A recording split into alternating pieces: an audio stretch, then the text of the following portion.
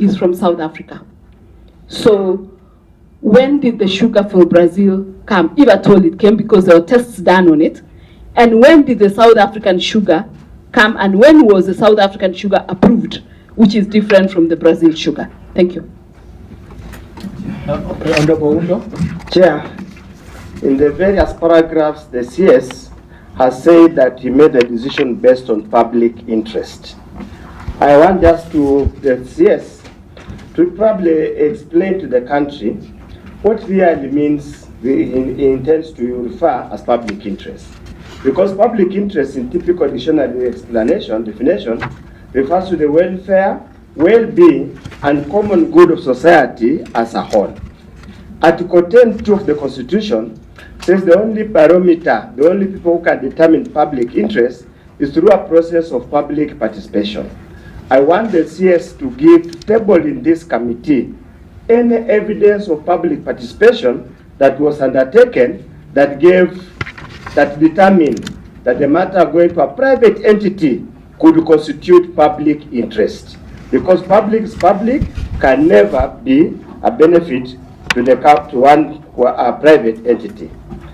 In paragraph 24, CS, of your presentation, you clearly says that the legal framework governing import declaration fee and railway development levy also permits the cabinet secretary to exempt goods where the exemption is in public interest or is intended to promote an investment whose value is not less than 5 billion. Whose value is not less than 5 billion. CS, when you go to your Annex 1, the letter from Mombasa Sugar Refinery Limited requesting for the exemption clearly reads as follows. The second paragraph, it reads as follows. Mombasa Sugar Refinery Limited, formerly Kibos Sugar Refinery Limited, commenced its operation in 2014, involving a significant investment of $20 million US, currently an estimated 3 billion of Kenya shillings. You have clearly said 5 billion.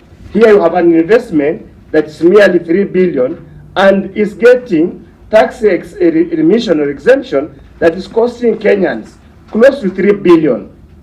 How can that be in public interest? How can that be for this country? So it means in your own admission, you flouted the law by granting remission to a company whose investment was less than 5 billion as per the existing legal framework, which you have yourself have indicated. For now, finally, two issues. Number one, you say they will create direct employment, direct and indirect employment opportunities under your paragraph 16. It will be good to know, and you clearly says progressively, it will be good for you to tell the Kenyans what was the work plan, when were those intended jobs going to be created, after how long. Finally, for now, CS, is it common for you as a cabinet secretary, and probably also demonstrate, to convene a meeting to arbitrate a dispute between an importer and Kenya Revenue Authority? Is it common? Is it a practice? And since we, ODM, donated experts to the current regime, how many of those instances have you had an opportunity to chair a meeting that basically resolves issues between an employer and Kenya Revenue Authority? Or was this a special case that required your personal intervention? We would be interested to know as people of Kenya. Thank you for now. CS, I think you'll proceed. Thank you. And as you answer that, in case there is no tax remission, what will be the rate of duty for raw sugar imported from Brazil, and that one that is imported from South Africa? That is brief and specific. Proceed. response. Thank you. Let me respond to issues that were raised by Honorable Keitany. She wanted to know that how we would ensure that sugar is not diverted, the raw sugar would not be diverted into the local market and not used for the intended purpose. First of all, by the way, let me clarify something that probably this committee needs to know. That we provide exemptions on a number of items, number of things, number of products in this country. It's not unique to sugar. Even steel for different use, for aid-funded or development-funded projects, and many other things. And it is the duty of the line ministry. The request comes from the line ministry. And it is the duty of the line ministry to ensure that the list, the master list that is provided, that those items that are imported, those items where we have either duty remission or exemption, are used or put to intended use. That is number one. But on this specific case, the reason why I even went a step further to convene and have an interagency team to monitor and ensure that the sugar that was imported was actually used for industrial use. There was a dispute. Kenya Revenue Authority had assessed this sugar and said that it is not raw sugar. KEBS, which is having the sole mandate of ensuring quality of products in this country, said it is raw sugar. Kenya Sugar Board said it is raw sugar. So there was that dispute. Now, when I convened the meeting, the first question that I asked was, if this sugar was put on the table today, can it be consumed? I remember asking that question as the chairman of the meeting. I was told by everyone that no. Therefore, I asked, is it industrial sugar or not? And they said, we agreed there that it was industrial sugar. KRA had issues with the coloring and all that. So we agreed there, and it was minuted, and everyone signed the minutes. Those who were present, the list is there. KRA, all these institutions, including the PSS, they signed the minutes and agreed that we form an interagency. That was my idea, that we form an interagency team to monitor that this sugar is not diverted into the local market, because then my concern went beyond my duty, my responsibility in terms of the fiscal, to even the human health, the Kenyan public health. Because if sugar that is brought into the country would be used for industrial use, would be diverted for human consumption, it would be unethical and it would be harmful to life. So I said that even though that is not part of my mandate, but I have a responsibility, and formed a team that was going to ensure that this sugar is only used for industrial use, led by the Kenya Sugar Board, because that is their responsibility. The responsibility of complying to make sure that sugar is not diverted into the market is the responsibility of the Kenya Sugar Board, and that is what we did. And we agreed that they will provide a report to me as the chairman of the committee, two interim reports and final report. They have done one. I'm waiting for the second. I am told that out of the near 28,000 metric tons, about 6,000 has been put to further refining. So that is the response that I would give in terms of how we were going to ensure that this sugar is not diverted into the market. Order CS. Yes.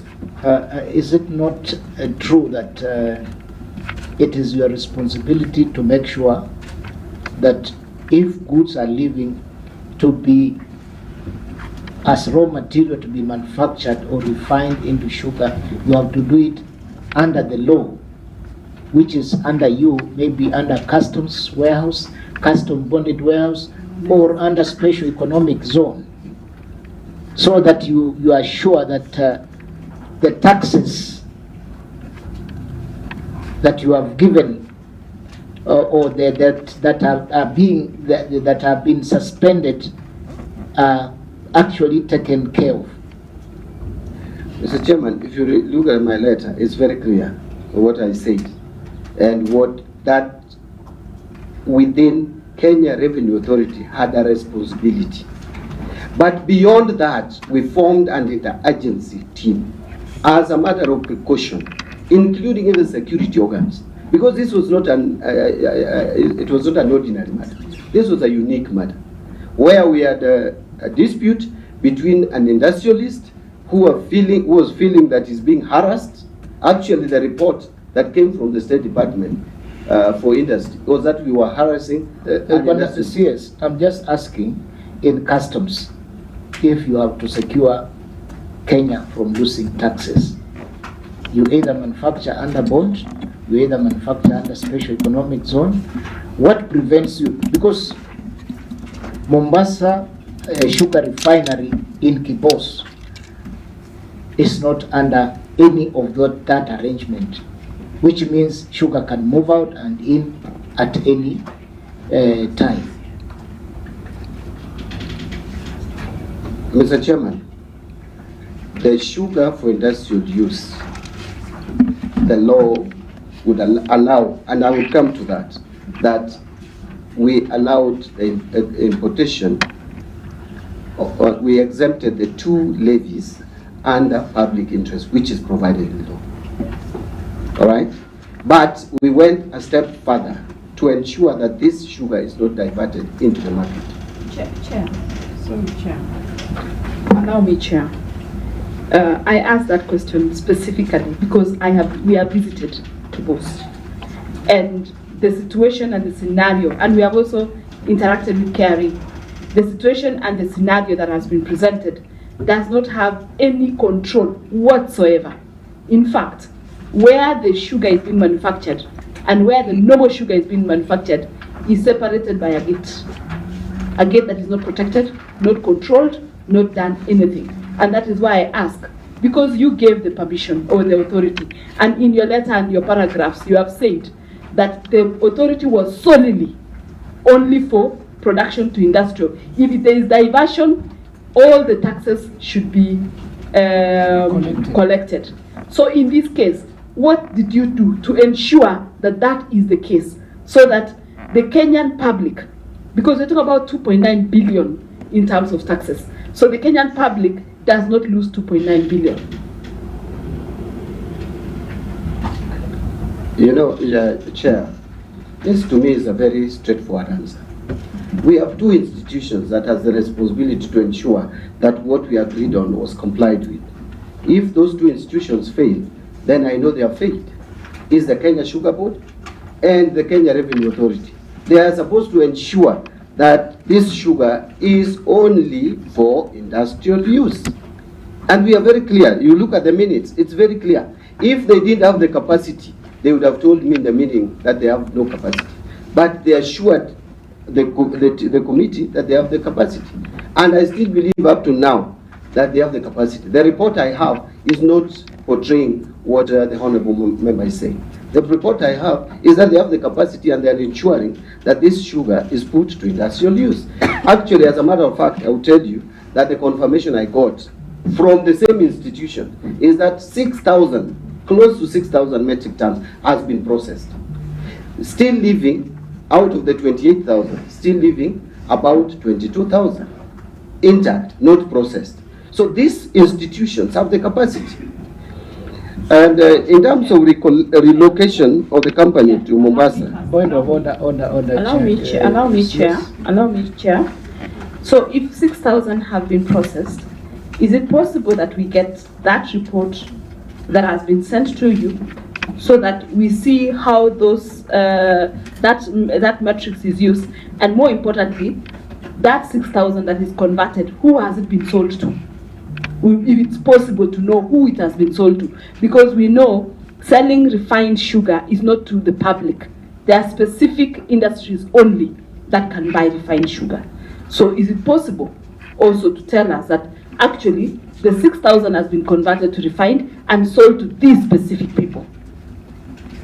Mr. Chairman, Yeah. Mr. Chairman, the interim report can be provided, the first interim report. I don't know whether it was attached but it can be provided. The issue of the 6,000 metric tons probably is not in the report, because I asked that verbally when I was coming to appear, just to get to know how much has been processed. But you see, Mr. Chairman, we have put the responsibility of ensuring compliance on the Kenya Sugar Board and KRA. If Kenya Sugar Board fails to ensure compliance, then we know they have failed. But I don't think National Treasury CS would go and follow sugar processed, sold to people who are making beverages, making pharmaceuticals. That is outside my province. I provided direction here because there was a dispute, and this dispute was interministerial. The State Department for Industry was very unhappy. Agriculture, Kenya Sugar Board, that we are discouraging investment by having tax collector. Actually, I came to this matter because of tax issue. The tax collector, and one of us asked, I think Honorable, whether it is normal. I want to say it is normal, very normal, for me to intervene. You see, Kenya Revenue Authority is a tax collector. Tax policy is with me. It's not with Kenya Revenue Authority. That is the law. It is with the CS National Treasury. And every day I intervene where there is a conflict or misunderstanding between the tax collector and on policy matters. And this was clearly a policy issue, whether this was an industrial sugar or it is sugar that was that was processed already. So when this matter came to me on tax issue, I just went a step further because I got curious that in the event that this sugar would not be put to industrial use, it is not just about the penalties. Penalties is okay. We can claim, get the IDF or RDL. But what of human life?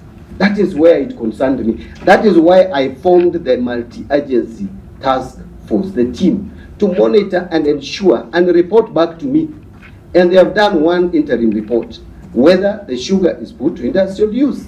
So I just went a step further. Actually, it is not really my responsibility. It is the Kenya Sugar Board to ensure that this sugar is put to proper use. So on the issue of certainty of relocation, the letters I got is that this factory has been relocated from Kibos to Mombasa, and it has changed the name. And the letters are there from the State Department. So as to whether that was done legally, procedurally, those who are registering companies have the answers. On paragraph 8, IDF and RDF, let me just check what it was.